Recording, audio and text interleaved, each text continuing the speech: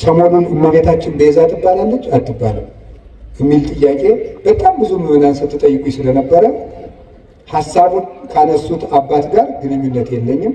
ብዙ ጊዜ ሰዎች ለሚያነሱት ሐሳብ እኔ መልስ የማልሰጥበት ምክንያት ሰዎቹ እንዲድኑ ስለምፈልግ ነው።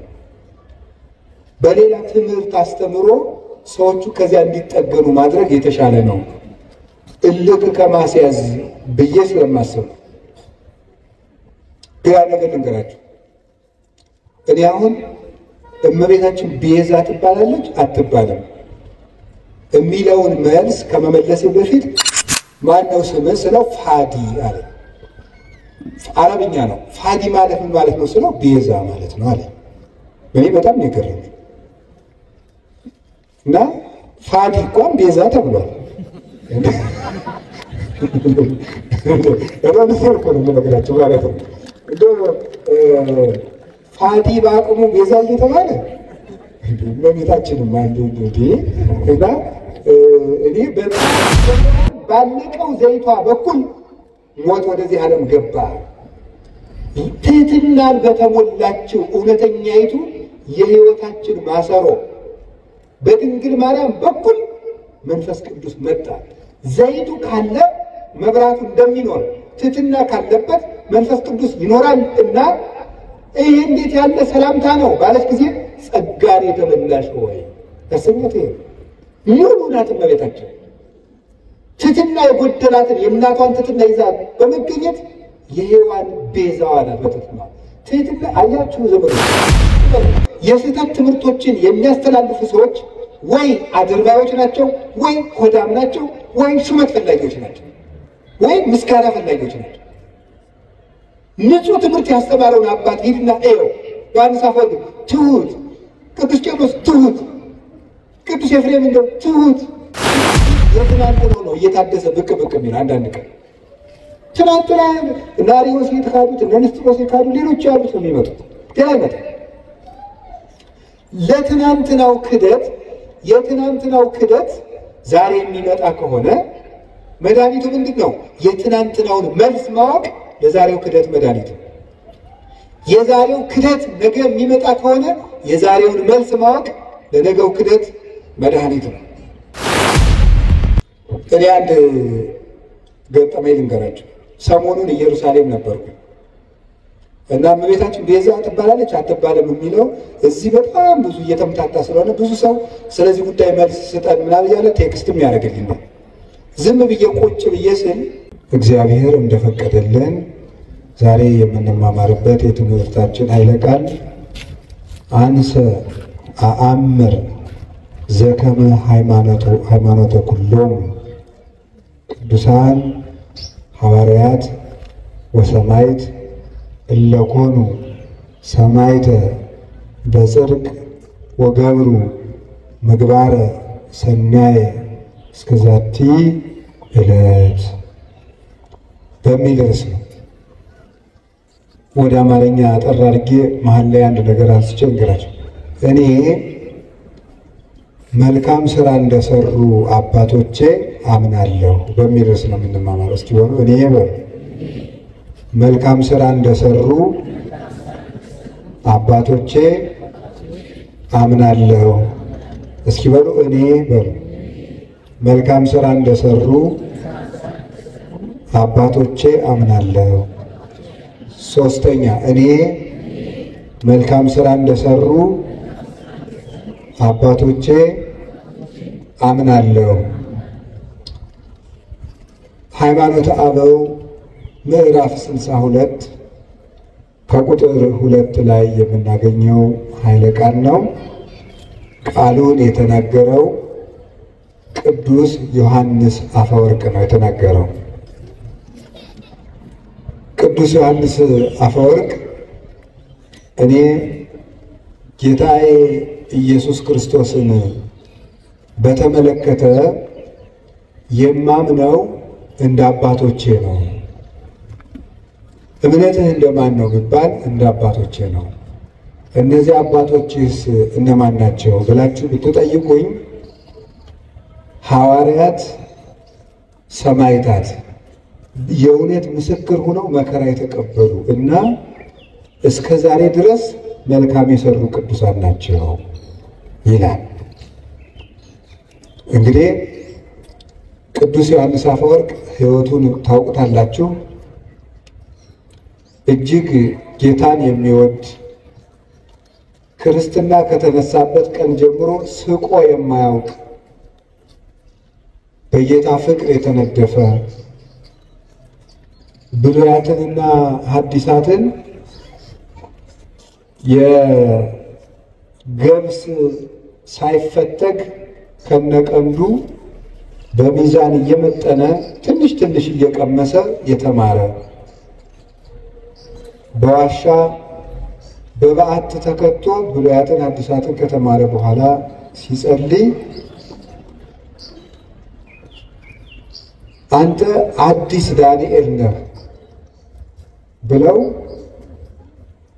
ጴጥሮስና ጳውሎስ መጥተው የመሰከሩለት በራእይ አስተምር። ቅዱስ ጴጥሮስ መጥቶ ውጣና አስተምር፣ ለእኔ የተሰጠኝን ጌታ የሰጠኝን የመንግሥት ቁልፍ እንካ። ቅዱስ ዮሐንስ ወንጌላዊም ወንጌልን እየተረጎመለት ያስተማረ ከቅድስና የደረሰ ፍጹም አባት ነበረ። ነቢዩ ዳንኤል ሕልምን ለናቡከደነጾር ሕልሙን ሳይነግረው ተርጉሞለታል። የጠፋበትን ሕልም ትንቢተ ዳንኤል ላይ እንደምትመለከቱት ናቡከደነጾር ሕልም አይቶ ሲጠፋው ዳንኤል ሕልሙንም ትርጉሙንም ነግሮታል። ቅዱስ ዮሐንስ አፈወርቅ ደግሞ ንጉሡ በአንድ ርዕሰ ጉዳይ ይጨነቅ ነበርና የዚያን ጥያቄ መልስ ተርጉሞ ነግሮታል። የንጉሡ ጥያቄ ምንድን ነበረ? ኢያእመራ ዮሴፍ እስካመ ወለደት ወልደ ዘበኩራ፣ ዮሴፍም የበኩር ልጇን እስከምትወልድ ድረስ አላወቃትም የሚል ነው። የማቴዎስ ወንጌል ምዕራፍ 1 ላይ ያለ ዮሴፍም የበኩር ልጇን እስከምትወልድ ድረስ አላወቃትም የሚለውን ንጉሡ ይጨነቃል። አወቀ በመጽሐፍ ቅዱስ እገሌ እገሊትን አወቃት ማለት ሴትና ወንድ አንድ በሚሆኑበት ግብር አንድ ሆኑ ማለት ነው። ታዲያ እመቤታችንን ዮሴፍ የበኩር ልጇን እስከምትወልድ ድረስ አላወቃትም ማለት ከዚያ በኋላ አውቋታል ማለት ነው እያለ ንጉሡ ይጨነቅ ነበር። ከዕለታት አንድ ቀን ንጉሡ ቴዎዶሲዎስ ጥያቄው መምህሩን ዮሐንስ አፈወርቅን ሲያገኝ ጥያቄው ይጠፋዋል። ሲሄድ ትዝ ይለዋል። ከዕለታት አንድ ቀን ተጫወተው ሲለያዩ መምህር አንተን ሳገኝ ጥያቄ ይጠፋኛል፣ ከሄድክ በኋላ ይረብሸኛል። ምንድን ነው ጥያቄውን ነገረው። የበኩር ልጇን እስክትወልድ ድረስ አላወቃትም ማለት ከዚያ በኋላ አወቃት ማለት ነው አለ። አይ አይደለም፣ እስክትወልድ አላወቃትም የተባለበት ምክንያት እመቤታችን ጌታን የወለደች ዕለት 5 ነገሮችን አይቶ ዮሴፍ የአምላክ እናት መሆኗን ተረዳ ማለት ነው። እስከዚያ ድረስ ግን አላወቃትም። ቢነገረውም አምላክ ከዚያ በፊት ሰው ሆኖ ስለማያውቅ ዮሴፍ ያንን መረዳት የሚችልበት አቅም አላገኘም ነበረ። የልደት ዕለት ግን ሰብአ ሰገል መጥተው ሲገብሩ፣ እረኞች ሲያመሰግኑ፣ መላእክት ሲያመሰግኑ፣ ብርሃን በቤተልሔም ሲገለጥ፣ ኮከቡ በሁለት መንገድ እየተጓዘ ሲመጣ አይቶ ኮከቡ መጥቶ እመቤታችን ከወለደችበት ላይ መጥቶ ሲቆም አየ። ሰብአ ሰገል 3 ነገሥታት መጥተው ሲገብሩለት አየ። ብርሃን ቤተልሔምን ሲሸፍናት አየ። እረኞች የሰማይ ምስጋና ተገልጦላቸው ሲያመሰግኑ አየ። መላእክት ከሰው ጋር ወርደው ሲያመሰግኑ አየ። ይህንን እስከሚያይ ድረስ አምላክን እንደወለደች አላወቀም ነበረ። ይህን ነው ያላወቀው። እንጂ ከወለደች በኋላ አወቀ ማለት አይደለም። አወቀ የሚለው ሁለት ይተረጎማል። አባ ጊዮርጊስም ይናገራል። አይነ ራስ ዛሀበ ክሌፍ እና ይተረጎም። አወቃት የሚለው በሁለት ይተረጎማል። ሀበ አይምሮ ወእያይምሮ፣ በማወቅና ባለማወቅ። ሀበ ሩካቤ ወኢሩካቤ፣ ወይም ወንድና ሴት አንድ በመሆናቸውና ባለመሆናቸው ይተረጎማል። በእውቀት ይተረጎማል። በእውቀት በማወቅ አዲስ ነገርን በመገንዘብ በመረዳት ይተረጎማል። አላወቃትም ማለት ወላዲት አምላክ መሆኗ ጭንቅ ሆኖበት ነበረ። ስትወልድ ግን ተረጋገጠለት ማለት ነው። በዚያውም ላይ ፍጻሜ የሌለው እስከ ነው። ዳርቻ የሌለው እስከ ይኸውም ይታወቅ ዘንድ በመጽሐፍ ቅዱስ ፍጻሜ ያለው እስከና ፍጻሜ የሌለው እስከ አለ። ለምሳሌ እስከ አመ ትብሉ ቡሩክ ዘይመጽእ በስመ እግዚአብሔር፣ በእግዚአብሔር ስም የሚመጣ የተባረከ ነው እስከምትሉ ድረስ ሲል እስከ ይናገራል። ከዳን እስከ ቤርሳቤ ሲል እስከ አለ ወሰን ያለው። ኢተመይጠ ቋ እስከ አመ ነትገ ማየ አይህ፣ የጥፋት ውሃ እስከሚጎድል ድረስ ቁራው አልተመለሰም ነበር። ከዚያ በኋላ ተመለሰ ማለት አይደለም። ፍጻሜ የሌለው እስከ ነው። ኢወለደት ሜልኮል እስከ አመ ሞተት፣ ሜልኮል እስከምትሞት ድረስ አልወለደችም። ከወለደች በኋላ ከሞተች በኋላ ወለደች ማለት አይደለም። ፍጻሜ የሌለው ሰው እገሌ እስከሚሞት ድረስ ንስሐ አልገባም ቢባል ከሞተ በኋላ ንስሐ ገባ ማለት አይደለም። ይህ ፍጻሜ የሌለው እስካለ ይህንን ለመግለጥ ነው ብሎ ተረጎመል። ዳንኤል ለናቡከደነፆር የጠፋበትን ህልም እንደተረጎመለት አንተም የጠፋብኝን ጥያቄ ተርጉምህልኛል፣ አዲሱ ዳንኤል ነህ ብሎ የተናገረለት ከጀርባው የነበረችው የእመቤታችን ስዕልም ሰናየ ተናገርከ ዮሐንስ አፈወርቅ፣ ሰናየ ተናገርከ ዮሐንስ ልሳነ ወርቅ፣ አንደበትህ የጠራልህ ዮሐንስ ሆይ በጎ ተናግረሃል ብላ ስዕሊቱ አንደበት አውጥታ እስክትመሰክርለት ድረስ የደረሰ አባት ነበረ። ብሉያቱን ሐዲሳቱን ሲተረጉም የቅዱስ ጳውሎስን መልእክታት በሚተረጉምበት ጊዜ ቅዱስ ጳውሎስ ራሱ ተገልጾ እጁን ጭኖበት ይውል ነበር። በአካል በሚጽፍበት ጊዜ ቅዱስ ዮሐንስ አፈወርቅ ሹመት የማይወድ ፍጹም አባት ነው።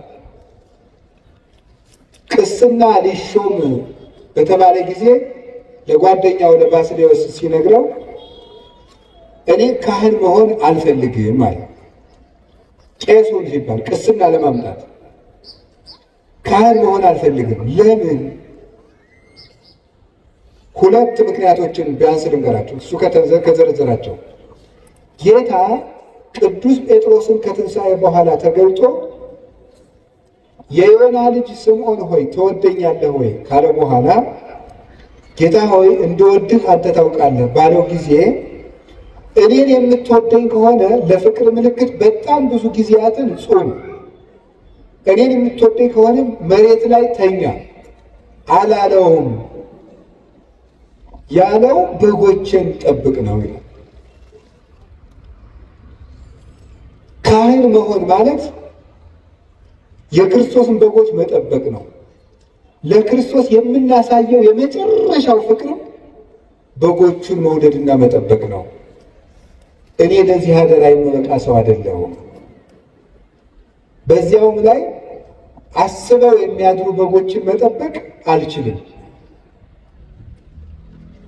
ክርስቶስ የሞተላቸውን በጎች አስነጥቃለሁና ብሎ እምቢ ብሎ ተገዶ የተሾመ ሰው።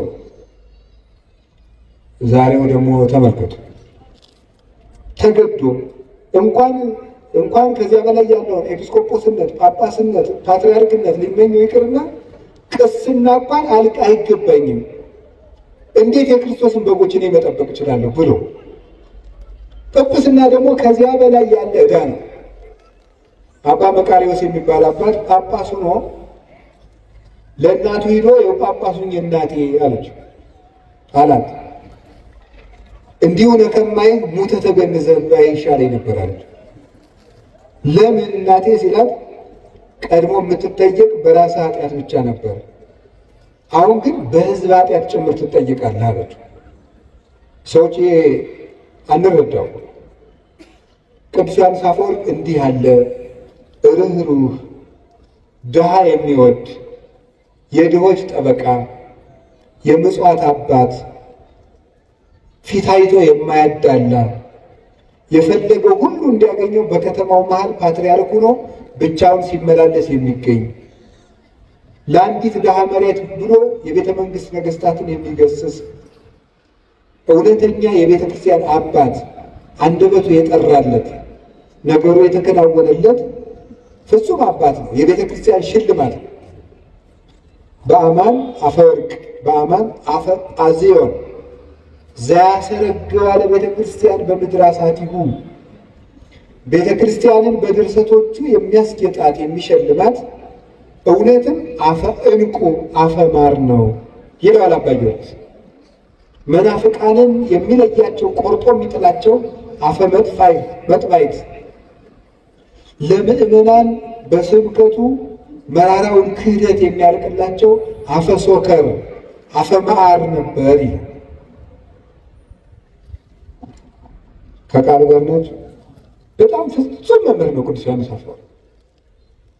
እግዚአብሔርን መስሎ ያስተማረ እና እሱ ሲናገር ስለ እምነት ከጠየቃችሁኝ መከራ እንደተቀበሉ አባቶቼ መልካም እንደሰሩ አባቶቼ አምናለሁ አለ። ይኸው እሱም አባቶቹ መሰለ። እምነት ደብዳቤ ከሆነ ምግባር ደግሞ ማህተም ነው። አልቦ ዘያነጤኒ እስመ ማኅተመ ሥጋሁ ለክርስቶስ እጸውር በሥጋዬ። ቅዱስ ጳውሎስ ሲናገር ገላትያ ምዕራፍ 6 ላይ ሲናገር የክርስቶስን ማህተም በሥጋ የተሸክም ያለውና ማንም አያድክመኝ ይላል። የክርስቶስ ማህተም ያለው በክርስቶስ ስም መከራ መቀበል፣ በክርስቶስ ስም ያመኑ ለዘመኑም ቅርብ የነበሩ በሱ ሕግ ጸንተው ምግባር የሰሩ ለምግባራቸው መከራ የተቀበሉ እነዚህ እውነተኛ መምህራን እነዚህ ናቸው። እሱም እንደዚህ አድርጎ ነው ያስተማረው። እየተሰደደ እየተገረፈ እየራበው እየጠማው ነው ያስተማረው። እንደዚህ ያሉ መምህራንን እምነት እንደነሱ ነው የማምነው፣ እንደቀደሙት መከራ እንደተቀበሉት እንደተመቻቸው አይደለም፣ እስከ ሕይወታቸው ፍጻሜ በጎ እንደሰሩት እግዚአብሔርን በመከራ ውስጥ ሆነው እንዳዩት እንደነዚያ አምናለሁ። ሌሎችም አባቶች ተባብረውበታል። በብሉይም በሐዲስም የተቀመጠ ነው። አሁን ይሄንን ርዕስ የመረጥኩት ወድጄ አይደለም። ምዕመናን በየጊዜው ጥያቄ ይወለዳል። ሰይጣን እኔ በጣም ረባሽና ክፉ ያለ ቤት ስራ እንዳንቀመጥ የሚበጠብጥ መሆኑን የማየው በየወሩ የቤት ስራ የሚሆንን አንዳንድ ጥያቄ ይነሳል። ለዚህ ወር አንድ ጥያቄ ያስነሳል በሆነ ሰው፣ የሚቀጥለው ወር ደግሞ አንዱ ይናገራል። አምና የሆነ ጊዜ የዛሬ ምናምን ዓመት ስለ ታምረ ማርያም፣ ቀጥሎ ስለ ገድለ ተክለ ሃይማኖት፣ ቀጥሎ ስለ እንትን፣ ቀጥሎ እና እናንተ የሁሉ ጥያቄ በተነሳባችሁ ቁጥር ምንድን ነው ማድረግ ያለባችሁ? መንገድ የፈለኩት እሱ ነው። በየጊዜው ወይም ቤታችን የሚያጣጥል ወይም ቤተክርስቲያን የሚያጣጥል ወይም ክብር የሚቀንስ ሲመጣ ምንድን ነው መፍትሄው? መፍትሄው እንደ አባቶቻችን ማመን። እስኪ እንደ አባቶቻችን ማመን ነው። እንደነማን ማመን ያለብን? እንዴት እንዳሉት አባቶቻችን። እስቲ መከራ እንደተቀበሉት በሉ፣ እስከ ሕይወታቸው ፍጻሜ በጎ እንደሰሩት በሉ። እንደ አባቶቻችን ምን እንላለን? እናምናለን። እንደ ትናንትናዎቹ ነው የምናምነው። ዛሬ ያገኘነው እግዚአብሔር የለም። ሃይማኖት በውሳኔ የሚገለጥ አይደለም። ሰዎች ተሰብስበው የሚወስኑት አይደለም። የተገለጠ እውነት ነው። የተገኘ ሐሳብ አይደለም። የተወሰነ ሐሳብም ማለት ነው። ስምምነትም ማለት ነው። የተገለጠ እውነት ነው። እግዚአብሔር ተገልጧል፣ አይተነውማል። ከሱ ጋር የበላን የጠጣን እኛ ነን ይላል ቅዱስ ጳውሎስ። በብዙ ነገር ወበብዙ መክፈልት አይዳአ እግዚአብሔር ለአበዊነ በነቢያቲሁ እምትካት። እግዚአብሔር በብዙ ኅብረ ትንቢት፣ በብዙ ኅብረ መልክ፣ በብዙ አነጋገር፣ በብዙ ጎዳና ለአባቶቻችን በነቢያት ከቀድሞ ጀምሮ ተናገረ። ወለነሰ በዳህሪ መዋዕል ነገረነ በወልዱ ወቦቱ ፈጠሮ ለኩሉ ወረሰዮ ወራሴ ኩሉ ዘውቱ ጸዳለ ስባቲሁ አምሳለ አርአያሁ ዘይእህዝ ኩሎ በኃይለ ቃሉ።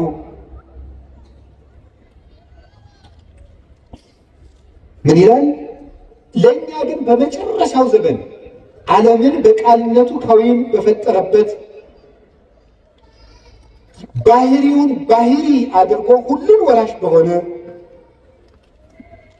የአብ ባህሪው በሆነ የአብ የክብሩ ጸዳል በሆነ አምሳለ አርአያሁ በመልክ የሚመስለው በባህሪ የሚተካከለው ዘይዝ ኩሎ በኃይለ ቃሉ ሁሉን በእጁ በያዘ በአንድ ልጁ ተናገረን። በአንድ ልጁ ተናገረ። እሱም ወለሊሁ ገብረ በአካለ ህላዌሁ በዘያነጽ ኃጣውኢነ። እሱም በገዛ ደሙ ኃጢአታችንን ካነጻ በኋላ ወነበረ በየማነ እበዩ ዘበሰማያት በግርማው ቀኝ ተቀመጠ። እስመ ብሂለ ነቢር ያእምር ሀበ ዘኢተልእኮ። ተቀመጠ ማለትም ተልእኮ የለበትም ማለት ነው ይላል ቅዱስ ዮሐንስ አፈወርቅ ሲተረጉመው ዕብራውያን ምዕራፍ 1 ከቁጥር 1 እስከ 3 ያለው። ስለዚህ እግዚአብሔር ተገልጧል።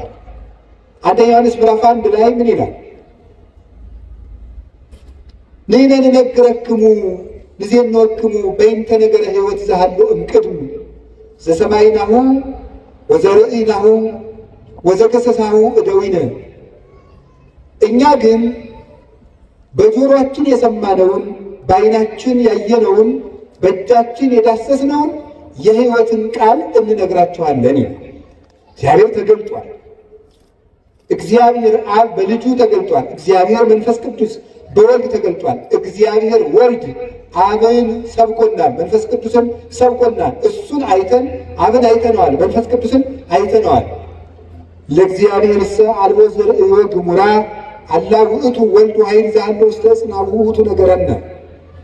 እግዚአብሔርን ያየው አንድስ እንኳ የለም፣ በቅፉ ያለ በእሪናው ያለ አንድ ልጁ እሱ ነገረን እንጂ ተብሎ እንደተነገረ ዮሐንስ 1 ቁጥር 18 ላይ እግዚአብሔር ወልድ እግዚአብሔር አብን እግዚአብሔር መንፈስ ቅዱስን እንድናውቅ ነግሮናል።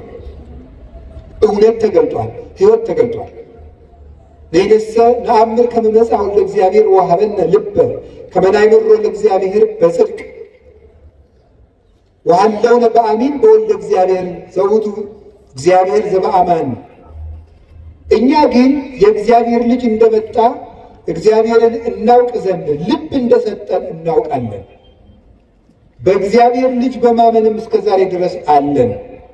እርሱም እውነተኛ የባሕርይ አምላክ እግዚአብሔር ነው። አንደኛ ዮሐንስ ምዕራፍ 5 ቁጥር 20 ላይ እግዚአብሔር ወልድ ተገልጧል። ያንን የተገለጠውን እውነት ነው የምንኖረው። ሃይማኖት ወስነን አናውቅም። ሃይማኖት ተስማምተን አልሰራንም። ሃይማኖትን ፈልገን አልተገኘንም። ሃይማኖት ተገልጦልን የያዘው። ከዚህ በኋላ ሌላ መምህር አይመጣም። የመምህራን ማህተም ኢየሱስ ክርስቶስ ነው። መምህራችን ኢየሱስ ክርስቶስ ሆይ ሲባል በቅዳሴ ያልሰማችሁ የመምህራን ራስ የመምህራን ማህተም እሱ ነው። ሰው ሁሉ ቢያስተምር ወደ ክርስቶስ ለመድረስ ነው። ሌላ ትምህርትም የለም። አልቦ ዘይክንስ ሐረሮ ዘይንበለ ዘተሳረረ። ከተመሰረተው መሰረት በቀር ሌላ መመሰረት የሚችል ማንም የለም።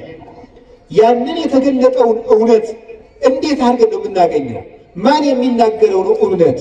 እውነት አንዱ አንዱን ይለናል፣ አንዱ አንዱን ይለናል። የማን ነው እውነት? የማን ነው ትክክል? ትናንትን ስናይ እውነትን ማወቅ እንችላለን። ትናንትን ስናይ ኦሪት ዘዳግም ምዕራፍ 32 ቁጥር 8 ላይ እንዲህ የሚል ቃል አለ። ተዘከሩ መዋዕለ ትካት ወለበው ዓመታተ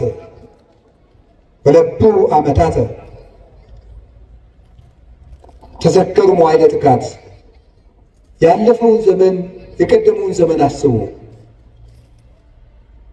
ወዓመታተ ወለበው ዓመታተ፣ የቀድሞዎችንም ዓመታትንም አስተውሉ። ተሰአሎ ላቡከ ወይነግረከ፣ አባትህን ጠይቀው ይነግርሃል። ወለሊቃውንቲከ ይዜኑከ፣ ሊቃውንትንም ንክትጠይቃቸው ያስተምሩሃል። የቀደመውን ዘመን እስራኤል ሆይ አስብ ይላል። እንደ ትናንት ነው የምንኖረው። እግዚአብሔር የትናንትና አምላክ ነው። ዛሬ እኛ ፈልገን ያገኘነው አይደለም። ስለዚህ በትናንትናው መሰረት ላይ ቁመን ስንፈትሸው ሁሉ ገለባ እየሆነ ይገኛል፣ እየቀለለ እናገኘዋለን። ግድ የላችሁ ምዕመናን፣ ከባድ ጭንቅ ክደት ለቤተክርስቲያን እንግዲህ የሚመጣ ክደት የለም። ጋይድ የሚያደርገን ሰው ጀሚል ይባላል እና ጀሚል ሲሄድ ልጁን ተካለም። ልጁ ፋዲ ይባላል። አሁን ሰበሰብኩታል። ፋዲ ይባላል እና እኔ መታወቅ ሰውን ስሙን መጠየቅ ደስ ይለኛል። እውነቴን የምነግራችሁ ጌታ እስከሚመጣበት ድረስ አዲስ ክደት አይመጣም። የሚመጣው ክደት ሁሉ ትናንት የተካደው ነው። ያንን ራሱን እያሻሻለ የሚመጣ አሁን አንተ በቅተህ ነው ነቢዩ ነው እንደዚህ አይመጣም የምትል ልትል ይችላል። የሰው ሊናበሽ እረፍት የለው አይደል? እችስ እኔ በቅቻለሁ አላልኩም። ጌታዬ እያልኩ ያለሁት ምን ማለት ነው? ክህደት እየታደሰ ሄዳል እንጂ ሁሉም ክህደቶች ተክደዋል። እግዚአብሔር የለም ከተባለ ተብሎ ነበር። ድንግል ማርያም እንዲህ ናት ተብሎ ማለት ከሆነ ተብሎ ነበር። ትናንት የተባለ ሁሉም ተብሎ፣ ያ ግን ዘመናትን ትውልዱ ረስቶታል ተብሎ ሲታሰብ ይቆይና ሰይጣን ብቅ ያደርገዋል። የዚያን ጊዜ ሆ ብለን እንደነግጣለን። ግን አዲስ ነገር የለም። እንዳትታወቁ ከፈለጋችሁ ትናንትን እወቁት። እግዚአብሔር በኦሪት ዘዳግም እስራኤል ታሪክህን እወቅ ነው። ታሪክህን እወቅ እንዳትጠፋ። የትናንትናውን ዘመን ጠይቅ። ማን ነው የምትጠይቅ? አባቶችህን ጠይቃቸው ይነግሩሃል አለ። በምግባር የወለዱትን በተግባር የወለዱትን ላመኑት እምነት በተግባር የኖሩትን የትናንትናዎችን አባቶች ጠይቁ። ሊቃውንት ጠይቃቸው ይነግሩሃል። የትናንትናዎችን ሊቃውንት ባልኩ እንግዲህ እኔን ማለት አይደለም፣ ወይም ገሌን ማለት ወይ አባ ገሌን አይደለም፣ ወይ መጋቢ አዲስ ገሌን እያልኩ አይደለም። የትናንትናዎችን ሊቃውንት ከሕይወታቸው ጋር የኖሩትን ጠይቋቸው። መጽሐፋቸው አለላችሁ። ለምን ነው የምትሸበሩት? አለ እኮ ለሁሉ ነገር አባቶቻችን እነሱ መከራውን ገፈታ ቀምሰው ለእኛ ሁሉም ነገር ሰርተውልን ሄደዋል። ቅዱስ ጳውሎስስ ምን አለ? ጌታ በመኃልየ ሰሎሞን ደግሞ የተናገረው ንገራቸው። እመሰ ኢያእመርኪ ሰናይት እማንስት፣ አንቺ ከሴቶች ሁሉ ያማርሽ ሆይ ራስሽ ማወቅ ከተሳነሽ፣ አንቺ ራስሽ ካላወቅሽ፣ የኔ መንገድ ከጠፋሽ፣ ፀሐይ ውስተ ሰኮና ሆሙ ለመሬት፣ የመንጋዎችን ሰኮና ተከትለሽ ውጪ አለ። የመንጋዎችን ተከተለ። ወራእይ ማሕፃ አይጣሊኪ ውስተ አይጻዳት የሆሙ ለኖሎት፣ አንቺ ከሴቶች ይልቅ ያማርሽ የሚላት ማን ነው? የክርስቲያን ነፍስ ነው። ስለ ሴት አይደለም እያወራ ያለው። ከሴቶች ሁሉ ያማርሽ የክርስቲያን ነፍስ ሆይ አለ። ለጊዜው ለእስራኤል ነው እንደሚላቸው። አንቺ ራስሽ የኔን መንገድና ትክክለኛውን የእምነት ዕውቀት ማወቅ ካቃተሽ፣ ፀሐይ ውስተ ሰኮና ሆሙ ለመሬት፣ የመንጋዎችን ሰኮና ተከትለሽ ውጪ አለ። የኔ መንጋ የነበሩትን ለነሱ የነቢያትን ነው፣ ለእኛስ የሐዋርያትን የሐዋርያውያን አበውን የሰማዕታትን የሊቃውን የእነሱን ሰኮና ተከትለ ስትመጣ እውነተኛውን ጎዳና ታገኘዋል። ወራእይ ማሕፃ ጣሊኪ ውስተ አይጻዳት የሆሙ ለኖሎት፣ የፍየል ግልገሎችሽንም በእረኞቹ ድንኳን አጠገብ አሰማሪያቸው ማለት ልጆችሽን በነቢያት ጉባኤ፣ በሐዋርያት ጉባኤ፣ በሊቃውንት ጉባኤ በጉባኤያቸው ዳርቻ አውያቸውን ዳርዳሩን የሚሮጥ የፍየል ግልገል ለቀበሮ ሆኖ መቅረቱ አይቀርም። ከእረኞቹ ድንኳን ያራቀ ግልገል ግን ማንም አይነጥቀውም። ድንኳኑ አልተፈታም፣ ጉባኤ ቤት አልተፈታም። እኛ እንደ እኔ ለራሴ የሌሎቹ መምህራን አበሩ እኔ ለራሴ የአባቶቼ ሕይወት የለኝም፣ የአባቶቼ ትምህርት ግን አለ። እግዚአብሔር የገለጠልኝ ነገር ገለጠልኝ ምለው ዛሬ አየሁት ሰማሁት ምለው የለኝም። የተገለጠላቸውን መምህራን ትምህርት ግን ሳልቀንስ አስተምራለሁ። ጉባኤ አለ፣ መለካት እችላለሁ፣ መመዘን እችላለሁ። የምናገረው ነገር በአንደኛው ክፍለ ዘመን ሊቅ ይመዘናል። በእነ ቅዱስ ሄሬኔዎስ በእነ ቅዱስ አግናጢዎስ መጽሐፋቸው አለ፣ ምስክር ነው። በግዕዝ አለ፣ በግሪክ አለ፣ በእንግሊዝኛ አለ። የእነ ቅዱስ ዮሐንስ አፈወርቅ አለ። ሚዛን ላይ መቆም እንችላለን። እኔም የማስተምረው ትምህርት ትናንት ያስተማሩትን ነው። ይህንን ሰው አባቶቻችን እኛ ላይ እምነት ካጣችሁ ትናንት ፈልጉ። የእውነቴን ነው። ፍልስጤማውያን ትቢያ የሚደፉበትን የአብርሃምን ጉድጓድ መፈለግ ይገባል። እንደ አባታችን እንደ ይስሐቅ ሲቆፍር አባቶች ሲደፍኑበት መጨረሻ የአብርሃምን ውሃ አገኘዋል። ይህ በእውነተኛው የሐዋርያዊ ምንጭ ላይ ትቢያ የሚነሰንሱበት ፍልስጤማውያን ናቸው። የእግዚአብሔር ወገን ያልሆኑ መናፍቃን ማለት ነው። አንተ ግን ጉድጓድ እስከምታገኘው ድረስ ቆፍር። ትናንት ሂዱ የቅዱስ ሄሬኔዎስ መጽሐፍ እስኪ አንብቡት። እስኪ መጽሐፍ ካላችሁ ሞልቶላችኋል። ኤጌኔስ ዘሄሬሲስ የሚል መጽሐፍ አሁን አለላችሁ፣ አንብቡት። ሂዱ በእንግሊዝኛ አለ፣ ተምረናል ትላላችሁ። እስኪ አንብቡ ሂዱና እመቤታችን ምን እንደሚላት ጌታ ምን እንደሚል ሂዱና አንብቡት። የእነ ቅዱስ አግናጢዎስን መጽሐፍ ይሁት አለላችሁ። አይ ቁጭ ብሎ እኮ ነው እንዴ መጽሐፍ ቅዱስን እነሱ መጽሐፍ ቅዱስ ከጠቀስክ እኮ መጽሐፍ ቅዱስ የሰበሰበውን ሊቅ ትምህርት ማመን አለብህ። መጽሐፍ ቅዱስን በጥብቅና የጠበቀው ቅዱስ ሄሬኔዎስ ነው። ቅዱስ ሄሬኔዎስ ሰብስቦ እንዲጠረዝ ያደረገው መጽሐፍ ቅዱስ እየጠቀስክ ሄሬኔዎስ የሚያምነውን ክርስቶስ፣ ሄሬኔዎስ ያመናትን ማርያም እንደ ሄሬኔዎስ ማስተማር አለብህ። ትናንትን ነው የምናየው ዘመዶች። ግልገሎችሽን በረኞቹ ድንኳን አጠገብ አሰማሪ። ልጆቻችሁን የት ነው የምታሰማሯቸው ዛሬ? እውነቴን ነው። ጉባኤያችሁን ፈልጉ፣ መምህሮቻችሁን እወቁ። ጉባኤ ቤት እኔ የጉባኤ ቤት መምህር ስለሆንኩ አለ ጉባኤ ቤት ስለሚባል ነገር እወቁ። የእውነቴን ነው የምነግራችሁ። መምህሮቻችሁን ማወቅ አለባችሁ። አጥኑ እስኪ የኢትዮጵያ ቤተክርስቲያን የትምህርት ሰንሰለቷ ምንድን ነው ብላችሁ እስኪ ጠይቁ። አንድ ሰው በአንድ ዘመን ላይ የሆነ ትምህርት ይዞ ብቅ ሲል በምንድን ነው የምንለካው? ትናንት ስንል ሉተርም ትናንት ነው፣ ሊዮንም ትናንት ነው፣ 450 ድረስ። ግን ከዚያ በፊት የነበሩት ከዚያም ቀጥሎ ያሉት የትናንትናውን ያረሱ የትናንትናውን ያረሱ ሲሄድ ከነቢያት ሰንሰለት የሚደርስ እንደዚያ የሆነ እንደሆነ ነው። ቅዱስ ጳውሎስ ደግሞ ምን አለ? ተዘከሩ መኳንንቲክሙ ዘነገሩክሙ ቃል እግዚአብሔር። የእግዚአብሔርን ቃል የነገሯችሁን ዋኖቻችሁን አስቡ። እነማንን አስቡ? ዋኖቻችሁን አስቡ። የትናንትና ዋኖች አሉ፣ እኛ መሰረት የሆኑ ዋኖችን በጉባኤ ኒቅያ ዋና የነበሩት እነ ቅዱስ አትናቴዎስ፣ በጉባኤ ቆስጥንጥንያ ዋና የነበሩት እነ ቅዱስ ጢሞቴዎስ፣ በጉባኤ ኤፌሶን ዋና የነበሩት እነ ቅዱስ ቄርሎስ፣ እነ ቅዱስ ዮሐንስ አፈወርቅ፣ እነ ቅዱስ ሳዊሮስ ዘስሙናይን፣ እነ ቅዱስ ሳዊሮስ ዘአንጾኪያ አሉ። የትናንትናዎቹ በየርዕሰ ጉዳዩ አሉላችሁ።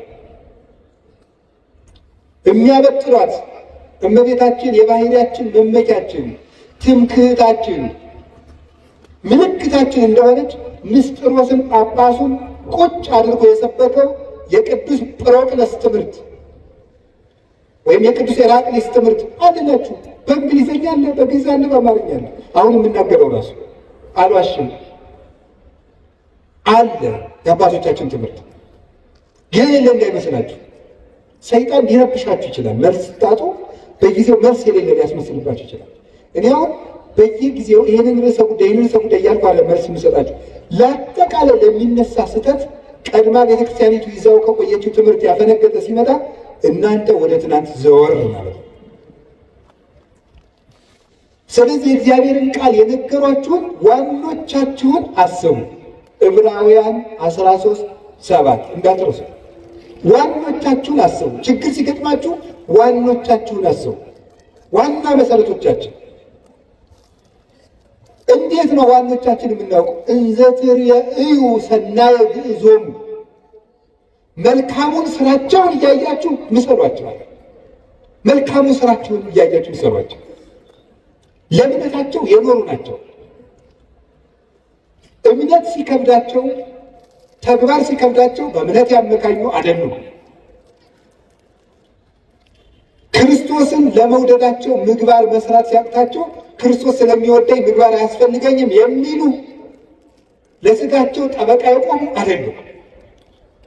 ራሳቸውን ዘንግተው ለክርስቶስ የኖሩ ልክ ቅዱስ ጳውሎስ ገላትያ ምዕራፍ 2 ቁጥር 20 ላይ አንሰ ያለኩ ወበሕይወተ ክርስቶስ አለኩ፣ እኔ አሁን ሕያው ሁኜ የለውም በእኔ የሚኖረው ክርስቶስ ነው ይላል። እኔ በሕይወት የለውም በእኔ የሚኖረው ክርስቶስ ነው ይላል ቅዱስ ጳውሎስ።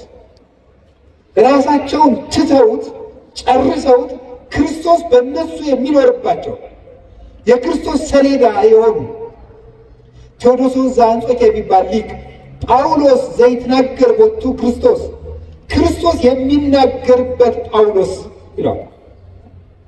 ክርስቶስ የሚናገርበት ጳውሎስ እኔ ያለ የለውም በእኔ የሚኖረው ክርስቶስ ነው።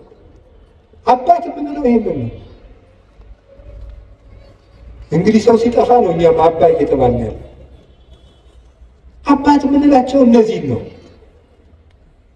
ምዕመን ሽጠው እንጀራ የሚያጠራቅሙትን አይደለም፣ ራሳቸውን ሽጠው ትውልድ የሚያተርፉትን ነው። እነዚህ ናቸው አባቶቻችን የትናንትናዎቹ፣ ለቤተ ክርስቲያን የኖሩ ለምዕመናን ራሳቸውን ቤዛ አድርገው የሰጡ። ቅዱስ ዮሐንስ አፈወርቅ ንግሥቲቱ የድሃ መሬት ቀምታ ስታስቀድስ የድሃ መሬት ሳትመልሽ ማስቀደስ አትችይም ማለት አልመልስም ማለት። ካልመለሽ ታዲያ አንቺ የምድር ርስት ቀምተሽ የሰማይ ርስት ታገኛለሽ ማለት አትችይም። እግዚአብሔር የፍትህ አምላክ ነው፣ እንዳትቆርብ ያውግሽሻለሁ አለ።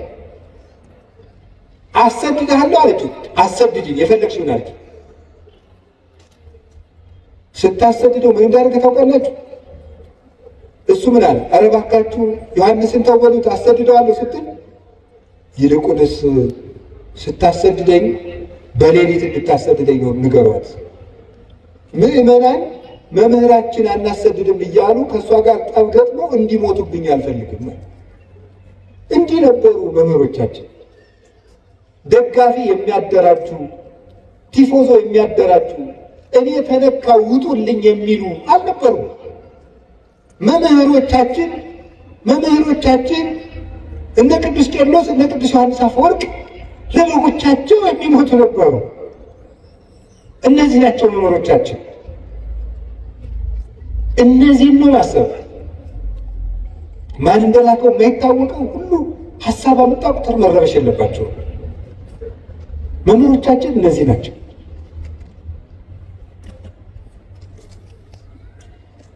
መልካሙ ስራቸው ምስክራቸው። ቅዱስ ቄርሎስ ደግሞ እንዲህ አለ። ሃይማኖተ አበው ምዕራፍ 78 ቁጥር 2 ላይ ንሕነሰ በእንተ ሥርዓተ መድኃኒነ ነአምን ከመ እምነተ አበዊነ ቅዱሳን፣ እኛስ ስለ ጌታችን ስለ መድኃኒታችን ስለ ኢየሱስ ክርስቶስ ተዋሕዶ ንጹሐን ክቡራን እንደሆኑ እንደ አባቶቻችን እናምናለን። ንሕነሰ ንተሉ እምነተ አበዊነ ቅዱሳን ዘእንበለ ተወላውዶ፣ እኛ ግን ንጹሐን ክቡራን የሚሆኑ የአባቶቻችንን ሃይማኖት ቀኝም ግራም ሳንል እንከተላለን። እስመ ሶበ አንበብነ መጻሕፍተ እልክቱ ሠራይነ አንባቢነ፣ የእነሱን መጽሐፍ በተመለከትን ጊዜ ልቡናችንን ወስነን ገተን ይዘነዋልና። የእነሱ መጽሐፍ ማሰሪያችን ነው፣ የልቡናችን ማህተም ነው። ልቡናችን በአባቶቻችን መጽሐፍ አርፏል ይላል ቅዱስ ቄርሎስ። ወኢናም ካላ ሃይማኖት ዲበ ሃይማኖት ርትዕት፣ በቀናች ሃይማኖታችን ላይ ሌላ ነገር አንጨምርበት። እንዴት የቀና ጎዳና እንሄዳለንና በጥርጊያ ጎዳና የምንሄድ ነን ይላል ቴዎዶስዮስ ተቀበሉ። ንጉሥ በሄደበት ጎዳና የምንሄድ ነን፣ የንጉሥ ክርስቶስን ጎዳና የምንከተል ነን። ቅዱስ ሳዊሮስ ዘአንጾኪያ ሃይማኖተ አበው ምዕራፍ 85 ቁጥር 10 ላይ ሲናገር ዝውእቱ አእምሮ ዘያድኅን ዘተወከፍናሁ ቅድመ እምአበዊነ ቅዱሳን ለባስያነ እግዚአብሔር። እግዚአብሔርን ከለበሱ እግዚአብሔር ካደረባቸው ከንጹሐን አባቶቻችን አስቀድመን የተቀበልነው የሚያድን ሃይማኖት ይህ ነው ይላል።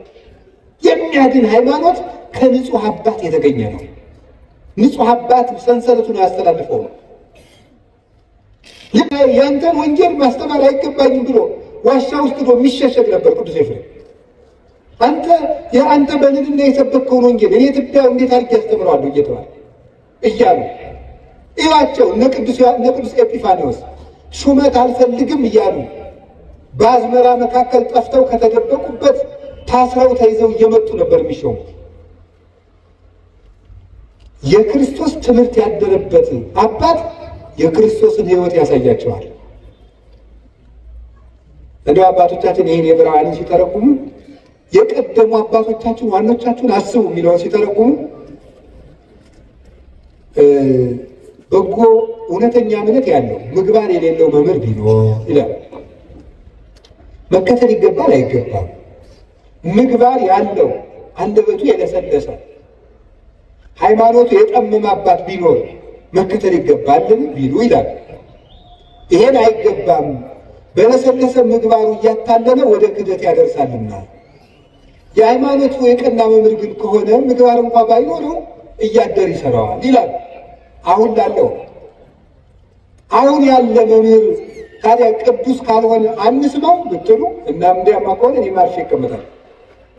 ምስጢሩ ምንድን ነው? አሁን ያለን መምህር የምንሰማው የትናንትናዎቹን እስካስተማረን ድረስ ከዚያ ከወጣ ቆርጠን ጥሏል። ለስጋ በሚመች ፈጠራ ልቦለድ ለነገስታት በሚመች የሚሰብክ ከሆነ መምህራችን አይደለም። መቅድመ ኩሉ ሀሊ ከመትጽና በርትዕ ሃይማኖት፣ ከሁሉ አስቀድመ በቀናች ሃይማኖት መጽናትህን አረጋግጥ፣ አጽና፣ አስብ። ወባይቱ ኢታጥሪ ዘንተ ማበ ሥጋ ወደም። ግን ይህንን ሃይማኖት ከስጋዊ መምህር አገኘዋለሁ አትበል። ቅዱስ አትናቴዎስ ሃይማኖተ አበው ላይ ሲናገር አስቀድመ ወዳጄ ከሁሉም ስራ አስቀድመ የቀና ሃይማኖት እንዳለ እርግጠኛ ሆነ። የቀና ሃይማኖትን ግን ምድራዊ ነገር ከሚያሳድድ ሰው አገኘዋለሁ አትበል። እስመ ለሊሁ ይቤ ብፁዕ አንተ ስምዖን ወልደ ዮና እስመ ይከሰተ ለከ ዘንተ ዘሥጋ ወደም። ጌታችን ኢየሱስ ክርስቶስ ራሱ ስምዖን ሆይ ብፁዕ ነህ፣ ይህንን ሥጋዊ ደማዊ አልገለጠልህም ብሎ ያመሰገነው ቅዱስ ጴጥሮስ የሰማይ እውቀትን ስለተናገረ እንጂ የምድር እውቀትን ቢናገር አያመሰግነውም ነበር ይላል ቅዱስ አትናቴዎስ።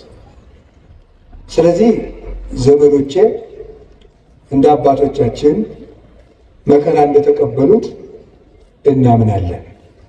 በየትኛውም ርዕሰ ጉዳይ ቢሆን እናምናለን። እንዲህ ያለ ጥያቄ ሲመጣባችሁ ምንድን ነው ማድረግ ያለባችሁ? ቅድም የነገርኳችሁ ምንድን ነው ማድረግ ያለባችሁ? ስለዚህ ጉዳይ የትናንትና አባቶቻችን ምን ብለዋል? ምን ብለዋል? ቅዱስ ያሬድ ምንድን ነው ያለው? አባ ጊዮርጊስ ምንድን ነው ያለው? ቅዱስ ጎርጎርዮስ ዘንዚናዙ ምንድን ነው ያለው? ሕሊናዋን በመጠበቋ ስጋዋን ጠብቃ ንጹሕ ሆና በመኖሯ ፍጹም እምነትን በመያዟ ሺ ቢካም ደ አድቮኬት ኦፍ ኤቭ ነው የሚለው። ከእንግሊዝኛው ቀጥታ ስለወሰድኩት የሔዋን ጠበቃዋ ቤዛዋ ሆነቻት ነው የሚለው ቅዱስ ጎርጎርዮስ ዘንዚናዙ።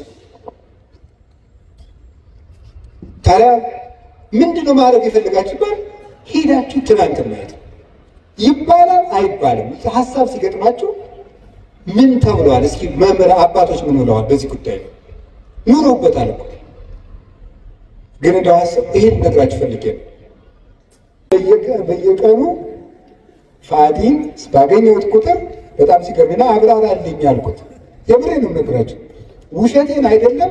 2-3 መምህራን ጋር ፋዲን አስታውቀዋለሁ ከነ ትርጉሙ በእንግሊዘኛ እንዲተረጉምልን እያደረግኩ እና ፋዲ ምን ማለት ነው ግን ቤዛ ስለው ራስን እንደ ክርስቶስ ለሌላው አሳልፎ መስጠት ማለት ነው። ቤዛ ማለት እንደዚህ ያለ ማን ነው? ፋዲ በሉ እንጂ እንደዚህ ብሎ ራሱ የነገረኝ ማን እንደሆነ ታውቃላችሁ? ፋዲ ነው። እና በጣም ገርሞኝ እግዚአብሔር እንዴት ነው የሚያስተምረው? በጣም ነው የገረመኝ። ስለዚህ ጉዳይ ዝም ማለት ነበር የፈለግኩት። አንደኛ ማንም ሰው ትልቅ ሰው የሚሆን ትንሽ ሰው ይስታል፣ ወደ መንገዱ እንዲመጥ ገባለው እንጂ እልክ ይዞት እንዲጠፋ እኔ አልፈልግም። እግዚአብሔር ነው የሚያውቀው። ዝም ማለት ፈልጌ ሳለ ፋዲ እንደዚህ አለ። እናም ከዛ እኔ ለዚህ የስሙ ትርጓሜ ዮሐንስ ወንጌልን ነገርኩት። አልቦ ፍቅር ዘይአቢ እምዝ ፍቅር ከመብሲ ዘይሜጡ ቤዛ ነፍሰ ቢጹ ራሱን ለባልንጀራው አሳልፎ ከሚሰጥ በቀር ከዚህ የሚበልጥ ፍቅር የለም። ራሱን ለባልንጀራው አሳልፎ የሚሰጥ ከዚህ የሚበልጥ ፍቅር የለም። ይህንን በእንግሊዘኛ ስልኬ ላይ መጽሐፍ ቅዱስ አውጥቼ አስነበብኩት። ፋዲም ፎቶ አንስቶ አረብኛ መጽሐፍ ቅዱስ ላይ አነበዋለሁ ብሎ ሄደላቸዋል። እና በጣም ብዙ ሊቃውንት ትምህርት ሰጡበት ስለከረሙ እመቤታችን ቤዛችን ናት። ቤዛችንም የሆነችው ምን በማድረግ እንደሆነ 1-3 ሀሳብ ብቻ ልንገራችሁ። በጣም የሚያስደንቁ ጉዳዮች። ቤዛ ማለት ምን ማለት ነው? ምትክ፣ ለውጥ። መጽሐፌን አንብቡት። ማስታወቂያ እየሰራሁ ሊሆንብኝ ብሎ ነው እንጂ እኔ አሐቲ ድንግል የምትባለው መጽሐፌ ላይ አንድ ምዕራፍ 6 ላይ ቤዛዊተ ዓለም ብዬ ጽፌያለሁ። ማንበብ የእናንተ ድርሻ ነው አይደል? ጉዳዩ ከመነሳቱ በፊት ይሄ ጉዳይ ወደ እኔ ወደዚህ ጉዳይ አልመጣሁም። ቀድሜ ግን ሀሳቡን ጽፌያለሁ በዚህ ጉዳይ ላይ እና ቤዛ ምትክ፣ ለውጥ፣ ጥብቅና፣ ጠበቃ መሆን፣ መዋጀት፣ አዳኝነት፣ መታደግ እንደማለት ነው። ለጌዛ ቤዛ ሲባል የራሱ ትርጉም አለ። ብዙ ሊቃውንት ብዙ ስላሉበት እዚህ ጉዳይ ብዙ ማለት አልፈለግም። እመቤታችን ቤዛ ስንላት ከጌታ ጋር አስተካክለን ሳይሆን ለውጥ ማለት ነው። ምንድን ነው ለውጥ? ከመጀመሪያይቱ ሴት የጎደሉ ነገሮች ነበሩ። ያንን በዚያችኛይቱ ሴት ምትክ ይዛ በመገኘት ነው ቤዛ የሆነችው። የሔዋን ለውጥ በመሆን የመጀመሪያው እናታችን ሔዋን እምነት ጎድሏት ነበር። ምን አልኳችሁ? ንገሩኝ እንጂ እምነት ይጎላት ነበር። እምነት ይጎላት ነበር። ምንድን ነው እምነቱ? ለመበላይክሙ እንትኮ በለሰ ሞተ ትመውቱ፣ ይህንን ዕፀ በለስ ስትበሉ ትሞታላችሁ። ማነው እንደዚህ ያለው? እግዚአብሔር። ሰይጣን መጣና ይህንን በለስ ስትበሉ ምን ትሆናላችሁ? አምላክ ትሆናላችሁ። አሁን ሔዋን ይህንን ስታምን የእግዚአብሔርን ቃል ካደች ማለት ነው። ስለዚህ እናታችን ሔዋን ምን ጎደላት? እምነት ጎደላት። እግዚአብሔርን ተጠራጠረች። አይ ሊሆን አይችልም ብላ ዲያብሎስን አመነች፣ እግዚአብሔርን ካደች። በተግባር ካደች ማለት ነው። የእግዚአብሔርን ቃል ተጠራጠረች። እግዚአብሔር ዓይናችሁ እንዳይገለጥ ስለፈለገ ነው እንጂ እውር እንድትሆኑ ፈልጎ እውር ናችሁ እንድትቀሩ ፈልጎ ነው እንጂ ስለምትሞቱ አይደለም ብሎ ዲያብሎስ ሲነግራት አሃ ነው ብላ የእግዚአብሔርን ሐሳብ ተጠራጥራ የዲያብሎስን ተቀበለች። አሁን የመጀመሪያይቱ ሴት እምነት ስላጣች በዚያ እምነት ማጣት ምክንያት ሞት ወደዚህ ዓለም ገባ። ከዚያስ ሁለተኛይቱ ሔዋን ድንግል ማርያም ምን አደረገች? እግዚአብሔርን ትወልጃለሽ፣ የምትወልጂው በድንግልና ነው አለ። ይህ ነገር እንዴት ነው ሊሆን የሚችለው ብላ ጠየቀች። እኔ ወንድ አላውቅም። ቅዱስ ጎርጎርዮስ ዘንዚናዙ ይህን ሲተረጎመው ወንድ አላውቅም ማለት እስከ ጭራሹ ከወንድ ጋር የመኖር ሐሳብ የለኝም ማለቷ ነው ይላል። ሌሎችም ቅዱስ አትናቴዎስ፣ ቅዱስ ቄርሎስ ተርጉመውታል። ሶስቱ እስከ ፍጻሜው ድረስ ሕሊና የራሱ የታተመ ነው ማለቷ ነበረ። ታዲያ ምን አለ? ለእግዚአብሔር የሚሳነው ነገር የለም ማለት ነው። ለእግዚአብሔር የሚሳነው ነገር የለም። ተወልጃለሽ እንደ ቃልህ ይደረግልህ። ልብ በሉ። ዛሬ አምላክ ሰው ከሆነ በኋላ ሰዎች ሁሉ እንዴት አምላክ ይሆናል እያሉ ማመን አቅቷቸዋል፣ ታምር ከተደረገ በኋላ። ድንግል ማርያም ግን ሆኖ የማያውቅን ምስጢር ለመጀመሪያ ጊዜ ያመነችው የመጀመሪያይቱ ምእመን ናት። የመጀመሪያይቱ አማኝ ሆኖ የማያውቅን ምስጢር። እስራኤል ባህር ቢሻገሩ አይደንቅም። ይሄ ኖህ በውሃ ላይ ሲንሳፈፍ ስለተነገረ እናውቀው። ይሄ ደመና ከሰማይ ህብስት ቢያወርድ አይደንቀንም። ይሄ እግዚአብሔር መጋቢ ነው፣ ባዶዋን መሬት እንድታበቅል አድርጓታል። ፈርዖን ቢሰጥም እሱም አይደንቀንም። እግዚአብሔር ጠላትን ማጥፋቱና መግደሉ መቅጣቱ የታወቀ ነው። የሚደንቀን ግን ድንግል እንደሆነች መጽነሷ፣ ድንግል ከወለደች በኋላ ድንግል መሆኗ፣ ሴት አምላክን ወልዷ መታቀፏ ግሩም ነው። አይኑ መንክር ዘይደሉ ከመናንክር።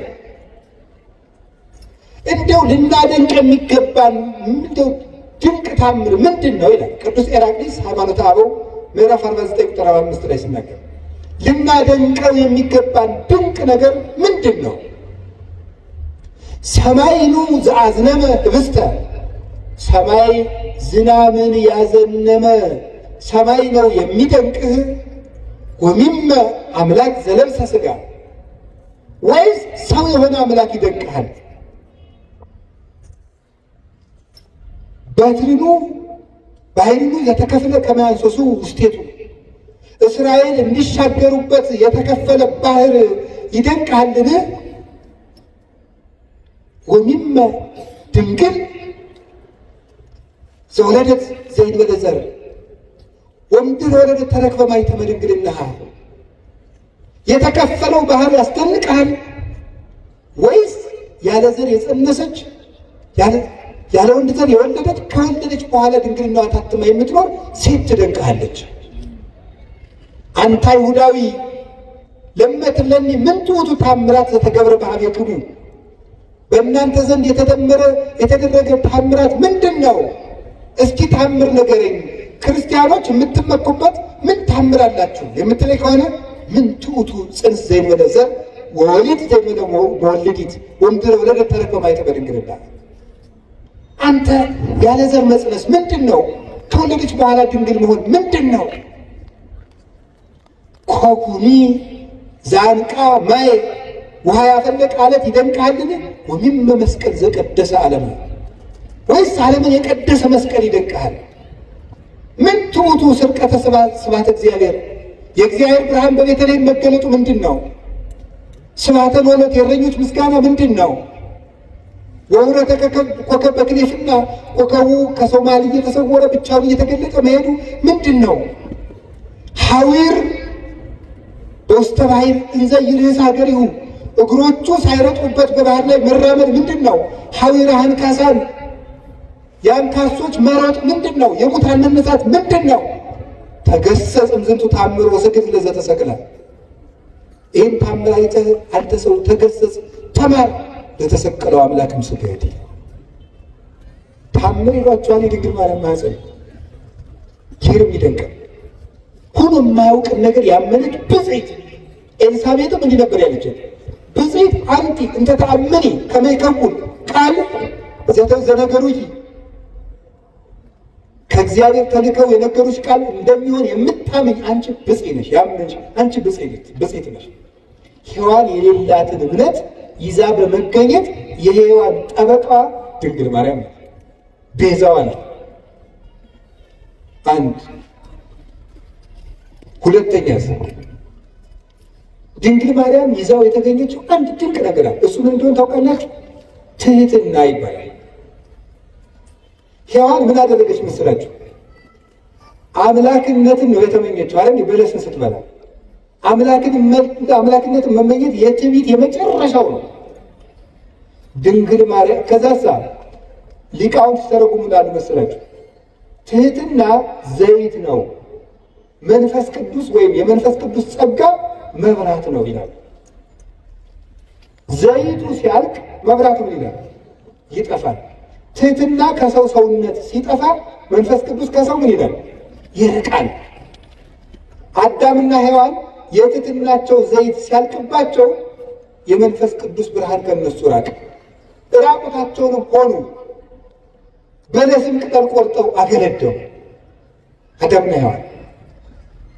ድንግል ማርያም እሳ የአምላክ ተፈሥሒ ፍሥሕት ወምልዕተ ጸጋ እግዚአብሔር ምስሌኪ ደስተኛይቱ ሆይ ደስ ይበልሽ ሲላት እንዲህ ያለ ሰላምታ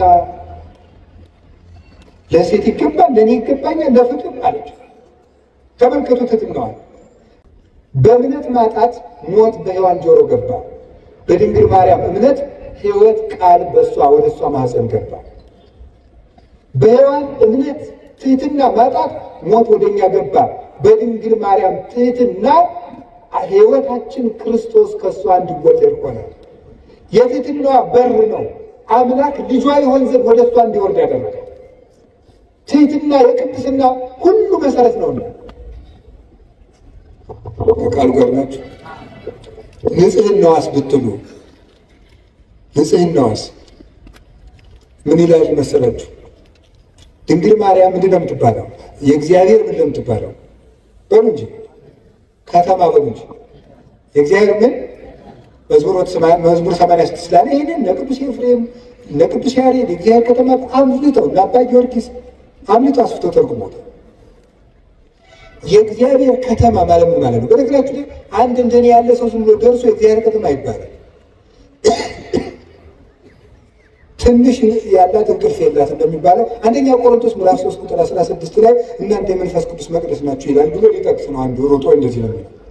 በነገራችሁ ላይ መናፍቃን እኛ አንድ ጥቅስ ስንጠቅስ ያኛውን የማናውቀው ነው የሚመስላቸው። የጅል ነገር እናውቀዋለን፣ ጠፍቶናል። ያኛው ይሄኛው በንስሐ ነው። የእግዚአብሔር ከተማ የተባለችው ማለት ከእግዚአብሔር ውጭ ወደ እሷ ምንም ነገር ገብቶባት የማያውቅ ማለት ነው። የሚያስደንቅ እኮ ነው። ይሄ በድንግልና መጽነሷን ብቻ አይደለም፣ ሕሊናዋ ውስጥ ራሱ ከእግዚአብሔር ውጭ ምንም ሀሳብ ገብቶባት የማያውቅ። አይገርማችሁም? አይገርማችሁም? ሀሳቡ የታጠረለት ፍጡር የት ይገኛል? እስኪ የፈለገ ገሊት ድንግል ናት፣ ገሌ ድንግል ነው ይባላል። በሀሳቡና በሀሳቧ ግን ስንቱን ሆነውታል። በሀሳባችን ስንቱን በድለናል። ድንግል ማርያም ግን ሀሳቧ የታጠረ ቅዱስ አትናቴዎስ የገለጣት መንበር የምትገልጠው እሷ ነው። መኑ ውእቱ ዘከማከ ዘከለለ መንበሮ በእሳት። አቤቱ መንበሩን በእሳት ያጠረ እንዳንተ ያለው ማን ነው? መንፈስ ቅዱስ የጋረዳት ናትና ፍጹም ንጽሕት እርግማን የሌለባት መርገም ያልወደቀባት ምልዓተ ኃጢአት ያላገኛት ቃሏ ቅዱስ ቅዱስ ድንግል ሐሳቧ ድንግል ሥጋዋ ድንግል ልቡና ድንግል የሆነች እመቤታችን። ለዚህ ነው በስድስተኛው ወር ገብርኤል መልአክ ወደ ምን ድንግል ሄደ ነው የሚለው እንጂ ለእግዚአብሔር ወደ ታጨች ወደ ምን ነው የሚለው? ወደ አንዲት ድንግል። ለምንድነው አንድ ድንግል የሚላት? እንደሷ ያለ ድንግልና ያለው ማንም የለም። ሥጋው ድንግል ቢሆን አፉ አይደለም፣ አፉ ድንግል ቢሆን ሐሳቡ ድንግል አይደለም። ሁሉ የተመላላት እመቤታችን ናት። እግዚአብሔር ደግሞ በንጹህ የሚያድረው ንጹህ ስለሆነች እመቤታችን አደረ። አቀባ ጰራቅሊጦስም ከርሰማ መንፈስ ቅዱስ ከእናቷ ማኅፀን ጀምሮ ጠበቃት። ወኢረኩሰት በምንትኒ እምዘፈጠራ ከፈጠራትም ጀምሮ ምንም በምን አላዳት። ከመ እምጽጉር ጽሩየ ገብራ ጭቃ ወርቅ ከጭቃ ሲገኝ ጭቃው እንደሌለበት ሁሉ ከተረገመው ከአዳም ልጅ ባህሪ ስትወለድ ርግማን ያላገኛት ንጽሕት ዘር ጽጌ ሃይማኖት ዘጸገየት በማእከለ አስዋክ ይላታል ቅዱስ ያሬድ። በእሾህ መካከል አብባ የተገኘች የሃይማኖት አበባ ጽጌረዳውን እሾህ አጥሮት አበባው ላይ ግን እሾህ የለም። በተረገመ ሰውነታችን ውስጥ ከተረገመ ሰዎች ተወልዳ ርግማን የሌለባት አበባ እመቤታችን ናት። የመጨረሻውን አንድ ነገር ልንገራችሁ። እመቤታችን ሔዋን ምን አላደረገችም? ድንግል ነበረች። ይህን ያስተማረው ማን ነው? ድንግል ማርያም በድንግልናዋ የሔዋን ጠበቃ ነች። ቅዱስ ዮሐንስ አፈወርቅ ነው እንዲህ ያለው። ያቺ ድንግል ነበረች፣ ድንግልናዋን ግን አፈረሰችው። ለምን? ድንግልናዋን ለዲያብሎስ ጆሮ በመስጠት አፈረሰች። ይችኛይቱ ድንግል ግን የመልአኩን ቃል በማመን ድንግልናዋን ጠበቀች። ስለዚህ ሔዋን ቤዛዋ ናት። የተቀደሰችው ምድር ናት። ኦሪት ዘጸአት ምዕራፍ 3 ቁጥር 15 ላይ ቁጥር 5 ላይ ምን አለው እግዚአብሔር ሙሴን? ሙሴ የቆምክባት ምድር የተቀደሰች ናትና ጫማህን አውልቃ። የተቀደሰች ምድር የቆምክባት ምድር የተቀደሰች ናት። ኦሪት ዘፍጥረት ምዕራፍ 4 ቁጥር 17 ላይ ግን ምዕራፍ 3 ቁጥር 17 ምን የሚል ቃል ታገኛላችሁ? አዳም መሬት አንተ ወተገብ ውስጥ መሬት ነው፣ ወደ መሬትነት ትመለሳለህ። እርክምተ ትኩን ምድር በእንቲአከ ምድር በአንተ ምክንያት የተረገመች ትሁን። ሶከ ወአሜከላ ለውቁልከ እሾህና አሜከላ ይብቀልብህ አለ። ምድር በአንተ ምክንያት የተቀደሰች ትሁን፣ የተረገመች ትሁን አለ። ምድር ሙሴን ደግሞ የቆምክባት ምድር የተቀደሰች ናት አለው። እንዴት ነው ምድር የተረገመች ከሆነች የተቀደሰች ምድር የተገኘችው? በተረገመ ምድር ውስጥ ሙሴ የቆመባት መሬት የተቀደሰች እንደተባለች በተረገመው ሰውነታችን መሃል እርግማን ያላረፈባት የተቀደሰችው አማናዊ ሊቀ ካህናታችን ንጉሳችን ኢየሱስ ክርስቶስ የቆመባት ቅድስቲቱ ምድር ድንግል ማርያም ናት። ምን አለ ቅዱስ ዮሐንስ አፈወርቅ? ተፈሥሒ ኦግዝእቴ ቅድስት ድንግል ምድር ቅድስት እንተ በጽሐኪ እግዚአብሔር እንዘ ይጽአን በደመና ብሩህ ወውሃ ውስቴትኪ። እግዚአብሔር በብሩህ ደመና ተጭኖ መጥቶ በማኅፀንሽ ያደረ ቅድስት ምድር እመቤቴ ማርያም ወይ ደስ ይበልሽ ማለት ነው። ቅድስት ምድር ርግማን የሌለባት ሰውነቷን ንጹሕ አድርጋ ጠብቃ ያቀረበች እሷ ናት። መጨረሻ ላይ የምነግራችሁ ድንግል ማርያም ለሔዋን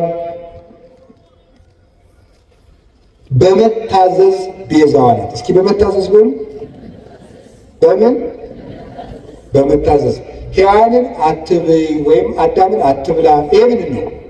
ትእዛዝ በሉ እንጂ አፈርሰው ምን አሉ? በሉ። ባለመታዘዛቸው ምን መጣ?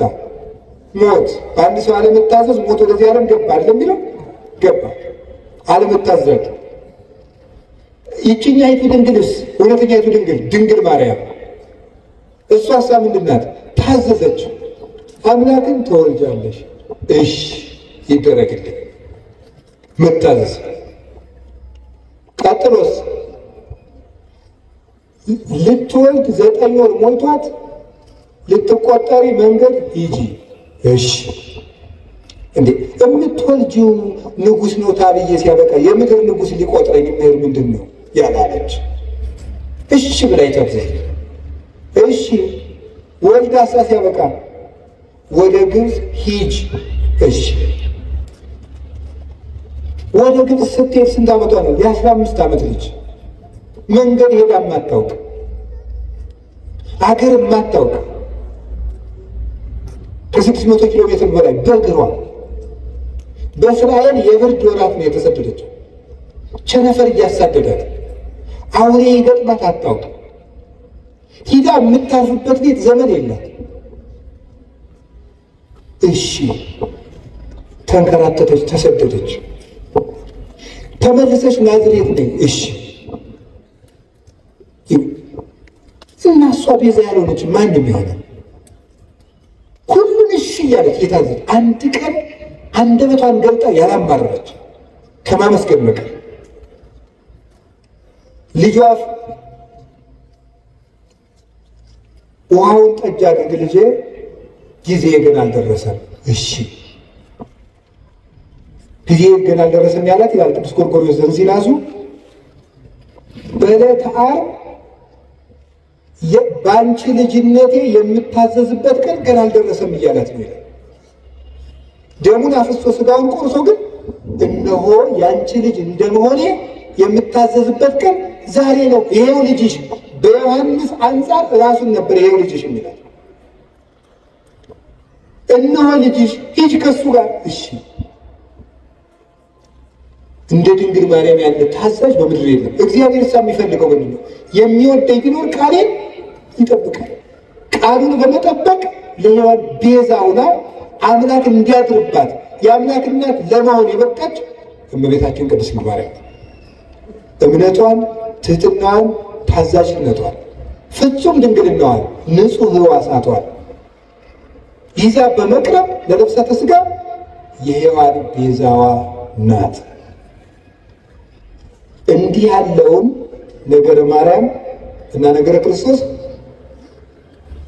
ጥሩ ስራ እንደሰሩት መከራ እንደተቀበሉት አባቶቻችን እናምናለን። የአክል ሃይማኖት ዘአልቦ ጥልቀት፣ ነውር የሌለበት ሃይማኖት በቂ ነው። ቅዱስ ቄርሎስ ወእምነት በቅድስት ድንግል ከመይእቲ ወላዲተ እግዚአብሔር በሥጋ፣ ድንግል ማርያም እግዚአብሔርን በሥጋ እንደወለደች ማመን በቂ ነው ይላል። ነገ እመቤታችን ናት። እመቤታችን ለእኛ ምልክታችን ናት። አደገ ንገራቸው። በጉባኤ ኤፌሶን ጊዜ ምስጢሮስ ሲመጣ ምን ይዞ እንደመጣ ታውቃላችሁ? 50 ወታደሮች ናቸው ነው የመጣው።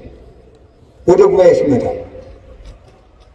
ቅዱስ ቄርሎስ ወደ ኤፌሶን ሲምኑ ዘኝ ወላዲተ አምላክ የሚል ጽሑፍ እንደ ታፔላ ጽፎ ከጳጳሳት ፊት ለፊት አድርጎ ነበር የደረሰ።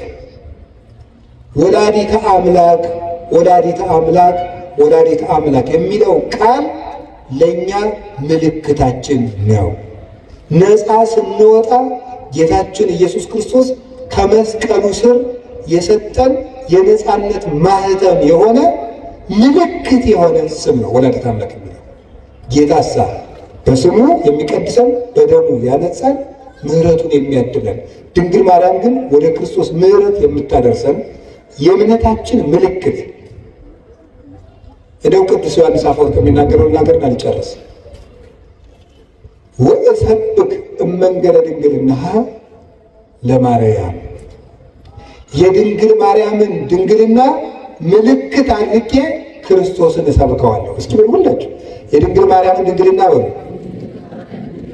ምልክት አድርጌ ክርስቶስን እሰብከዋለሁ።